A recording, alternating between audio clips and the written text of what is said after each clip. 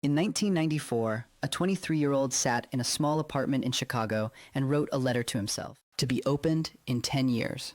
He described in precise detail the life he intended to build, the business he would run, the person he would have become. 10 years later, he opened it.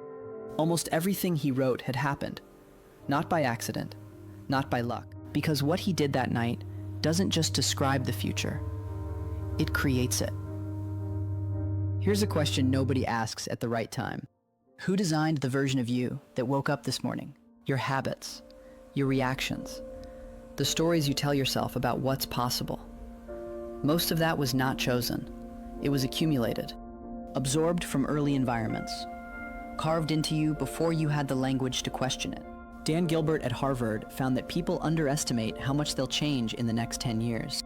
We look backward and see transformation. We look forward and see arrival. The person you are right now was built by default. The person you become next can be built by design. Neuroscientist Hal Hershfield at UCLA scanned people's brains while they thought about themselves. Then, while they thought about strangers. When asked to think about their future selves, the scans lit up in the stranger region.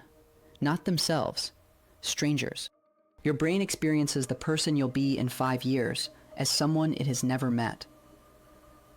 When you sacrifice today for the future, your brain registers it as a sacrifice for someone else.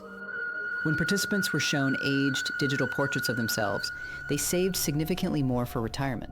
Not because they knew more, because for the first time, the future self finally felt real. The distance between who you are and who you could be is not a motivation problem. It is a vividness problem. Most people try to change their behavior first. They set a goal, build a plan, push through willpower. It rarely works. Not because discipline doesn't exist, because they've got the sequence backwards. James Clear found the most durable changes come not from goals, but from identity shifts. From the moment someone stops asking, "How do I do this?" and starts asking, "Who am I becoming?" Viktor Frankl observed that the prisoners who survived longest were not the strongest physically. They were the ones with the clearest image of a future self worth living toward. A lecture to give, a child to return to, a book to write. The image of who they were becoming was so vivid it became biological. That is not a metaphor. That is the mechanism. Step 1. Write the letter. Sit down with paper, not a screen, and write to yourself from 5 years in the future. Not what you hope might happen, what you have decided will happen. Specific enough that a stranger could picture it. Step 2.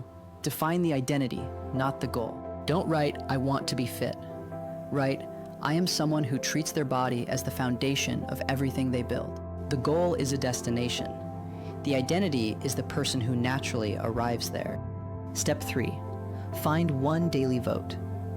Each morning ask, what is the smallest action the future version of me would take today? Not the whole journey, just today's vote. Cast enough of them and the identity stops being aspirational. It becomes descriptive. Go back to that letter for a moment. That 23-year-old didn't have more talent than you. He didn't have more resources. He had one thing, a vivid, specific, written image of the person he had decided to become. You are not stuck with the version of yourself that was assembled by default. You are the architect, and the blueprint is blank. If this shifted something for you, subscribe. Every week we go deeper into the honest work of becoming someone worth becoming. I will see you in the next one.